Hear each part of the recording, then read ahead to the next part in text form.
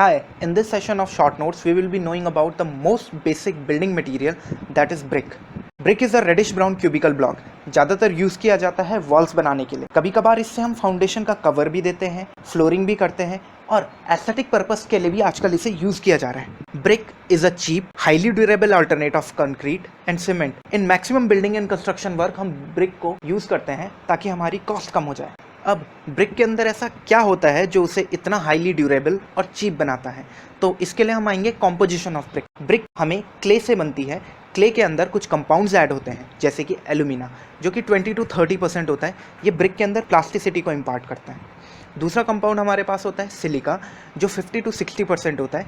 यह ब्रिक के cracking, shrinkage, warping से बचाता है. अगर हम सिलिका को ज़्यादा डाल देते हैं तो ब्रिक ब्रिटल हो जाती है, जल्दी टूट जाती है. तीसरा कंपोनेंट हमारे पास लाइम होता है. लाइम के फाइन पाउडर फॉर्म में डाला जाता है ताकि वो श्रिंकेज से बचाए. अगर लाइम के लम्प्स डाल दिए जाएंगे तो तब ब्रिक का वॉल्यूम बहुत ज़्यादा बढ़ेगा. चौथा कंपोनेंट हमारे पास होता है iron oxide. Iron oxide 5 to 6% present होता है. ये लाइम को फ्यूज करने में हेल्प करता है, ब्रिक के अंदर रेड कलर इम्पार्ट करता है और एक्सेस ऑफ आयरन ब्रिक्स को ब्लू बना देता है. आखिरी कंपोनेंट हमारे पास मैग्नीशिया होता है. ये येलो कलर देता है ब्रिक को, श्रिंकेज को घटाता है. Excess of magnesia leads to decay of brick. Composition के साथ साथ हमें कुछ प्रिकॉशन भी लेने पड़ते हैं. इसके लिए हार्मफुल इंग्रेडिएंट्स ब्रिक के अंदर हैं लाइम के लम्प्स, आयरन पाइराइड्स जो कि क्रिस्टलाइन नेचर के ना हो. तीसरा होता है एल्कलीज जैसे कि सोडा एंड पोटैश, पेबल्स ना हो और ऑर्गेनिक मैटर बिल्कुल भी नहीं होना चाहिए क्योंकि ऑर्गेनिक मैटर डिके होने के बाद ब्रिक के अंदर पोर्स छोड़ देगा. ब्रिक की कंपोजिशन जानने के बाद हम बात करते हैं ब्रिक की मैन्युफैक्चरिंग की. ब्रिक को बनाने के लिए सबसे पहले हमें क्ले निकालना होता है जिसे हम अनसॉइलिंग करते हैं बड़े बड़े पिट्स से. क्ले को सीव के थ्रू क्लीनिंग की जाती है,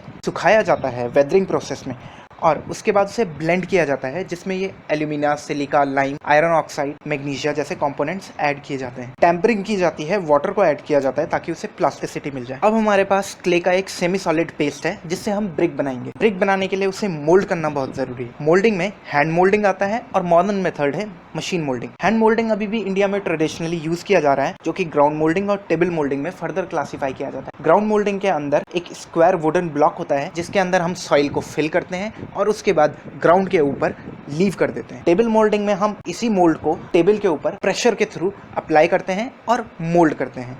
हमारे पास मशीन मोल्डिंग में प्लास्टिक क्ले मोल्डिंग होती है. इसमें हम टेम्पर्ड वही सेमी सॉलिड पेस्ट को मशीन के अंदर फीड करते हैं और मशीन हमें ब्रिक्स के सैंपल काट के दे देती है. Dry clay moulding is most modern method जिसमें हम वाटर को बिल्कुल भी ऐड नहीं करते हैं. हम ब्लेंडेड सॉइल को ऑप्टिमम मॉइस्चर कंटेंट में ही मशीन के अंदर फीड करते हैं. मशीन हाइड्रोलिक जैक्स के थ्रू प्रेशर लगा करके ब्रिक के मोल्ड में दे देती है. अब मोल्डेड ब्रिक सैंपल्स हमें मिल चुके हैं. अब मोल्डेड ब्रिक सैंपल्स को एयर ड्राई किया जाता है. या तो इन्हें डायरेक्ट सनराइज में छोड़ दिया जाता है या तो हॉट एयर के जेट सिस्टम में पास कर दिए जाते हैं. ये प्रोसेस सन ड्राइंग में 2 से 3 महीने लेती है और हॉट एयर ड्राइंग में कम से कम 2 हफ्ते लेती है. ड्राइंग के बाद हमारे पास बर्निंग ऑफ द ब्रिक आता है. ब्रिक को क्लीन बर्न किया जाता है 900 to 1200 डिग्री सेल्सियस में या फिर तो इससे ऊपर के टेम्परेचर में. अगर इस टेम्परेचर ब्रिक को बर्न किया जाएगा तो ब्रिक हार्ड तो हो जाती है लेकिन उसमें एक थोड़ा बहुत ब्रिटल नेचर भी आ जाता है. अब क्लीन बर्निंग भी 2 तरीके की होती है, intermittent clean burning and continuous clean burning. Intermittent clean burning में हमारे पास अप ड्रॉट क्लीन और डाउन ड्रॉट क्लीन आते हैं. ये दोनों के दोनों क्लीन्स में हम ब्रिक के सैंपल को एक बार छोड़ देते हैं, उसको फायर अप कर देते हैं. कम से कम 3 महीने तक ये फायर जली रहनी चाहिए, फिर ब्रिक्स बर्न होकर के बाहर आ जाती हैं. इसमें सप्लाई डिसकॉन्टिन्यूस है क्योंकि एक बार आपने क्लीन में आग लगा दी, ना उसमें आग आप ऐड कर सकते हैं, ना सब्ट्रैक्ट कर सकते हैं और ना ब्रिक्स को ऐड सब्ट्रैक्ट कर सकते हैं.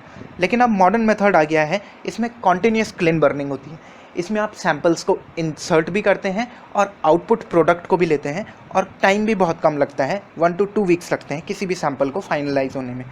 इसके लिए भी 2 क्लीन्स हैं, एक है बुल ट्रेंच क्लीन और हॉफमैन ट्रेंच क्लीन. इन bull trench kiln, Hoffman trench kiln में चिमनीज का सपोर्ट किया जाता है और हॉट एयर पास किया जाता है मोल्डेड ब्रिक्स के थ्रू. उसके बाद ब्रिक होती है रेडिश ब्राउन कलर में, हमारे पास आउटलेट में मिलती है 2 या 3 दिन की कूलिंग के बाद. मैन्युफैक्चरिंग ऑफ द ब्रिक्स के बाद हमारे पास आती है टेस्टिंग फेज. ब्रिक्स में सबसे पहले टेस्ट किया जाता है एब्जॉर्प्शन टेस्ट. एक ब्रिक को वाटर बकेट के अंदर डाल दिया जाता है फॉर 24 आवर्स. 24 आवर्स के बाद ब्रिक को वेट किया जाता है. ब्रिक का वेट अगर फर्स्ट क्लास ब्रिक है तो 1.2% होना चाहिए ड्राई ऑफ वेट के. अगर ब्रिक थर्ड क्लास ब्रिक है तो उसे 1.25% ऑफ ड्राई ब्रिक के होना चाहिए. दूसरा आता है हमारे पास क्रशिंग स्ट्रेंथ टेस्ट. ब्रिक को हम कंप्रेशन टेस्टिंग मशीन में रखते हैं. इस कंप्रेशन टेस्टिंग मशीन में लोड डाला जाता है तो ब्रिक का अलाउबल लोड होता है 10 न्यूटन पर mm² for first class brick और 7 न्यूटन पर mm² for third class brick. तीसरा हमारे पास हार्डनेस टेस्ट आता है। ब्रिक के ऊपर हम नेल से स्क्रैच करते हैं, अगर फिंगर नेल से स्क्रैच करने का ब्रिक में अगर निशान पड़ गया तो ब्रिक हमारी पास हो जाती है। चौथा हमारे पास टेस्ट आता है कि ब्रिक के अंदर सॉल्युबल सॉल्ट है कि नहीं है, excess of the soluble salt तो नहीं है। इसमें एफ्लोरेसेंस चेक किया जाता है, ब्रिक को 2 पार्ट्स में तोड़ा जाता है और ब्रिक के सरफेस एरिया को देखा जाता है कहीं इसमें एफ्लोरेसेंस तो नहीं है। हमारे पास पांचवा आता है shape and size of the brick. Brick का शेप और साइज देखा जाता है। जो स्टैंडर्ड साइज हमारे पास है वो 19x9x9 सेंटीमीटर का है। इसके बाद हम soundness of the sample test करते हैं। 2 ब्रिक्स को आपस में टकराते हैं, एक रिंगिंग साउंड आना चाहिए और ब्रिक टूटनी नहीं चाहिए। आखिरी टेस्ट हमारे पास स्ट्रक्चर ऑफ द ब्रिक का टेस्ट होता है। ब्रिक हमारी होमोजीनियस स्ट्रक्चर की होनी चाहिए, कहीं पर लाल, कहीं पे काली और कहीं पे नीली नहीं होनी चाहिए। Now we are coming up to next part, that is classification of brick. Brick को 2 पार्ट्स में क्लासीफाई किया जाता है, एक अनबर्न ब्रिक और एक बर्न ब्रिक।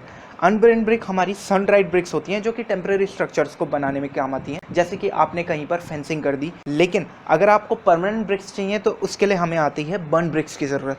बर्न ब्रिक भी फर्स्ट क्लास, सेकंड क्लास और थर्ड क्लास में यूज़ की जाती है। First class brick table moulded होती हैं, स्टैंडर्ड टाइप ऑफ ब्रिक होती हैं और क्लेन में बर्न की जाती है। Second class brick ground moulded होती हैं, क्लेन में बर्न की जाती हैं और इनका स्ट्रक्चर थोड़ा रफ होता है। Third class brick ground moulded होती है और क्लैंप में बर्न की जाती है। क्लैंप में बर्निंग की वजह से कुछ ब्रिक्स ओवरहीटेड हो जाती हैं और कुछ ब्रिक्स अनबर्न रह जाती हैं। आखिरी में हमारे पास ब्रिक के साइज और वेट की डायमेंशंस आती हैं जो कि ब्यूरो ऑफ इंडियन स्टैंडर्ड्स ने सेट की हुई है। एक स्टैंडर्ड साइज ऑफ ब्रिक होता है वो 19x9x9 सेंटीमीटर होता है इन वॉल्यूम, लेकिन ट्रेडिशनल साइज जो इंडिया में यूज़ किया जाता है वो 23 centimetre cross 11.4 centimetre cross 7.6 centimetre है, जिसे हम इंडिया में कॉमनली यूज़ करते हैं। Weight of the 1 brick is 3 to 3.5 kg और 1 मीटर क्यूब के अंदर 500 ब्रिक्स आती हैं जो कि अप्रॉक्सीमेटली 1800 किलोग्राम्स का होता है।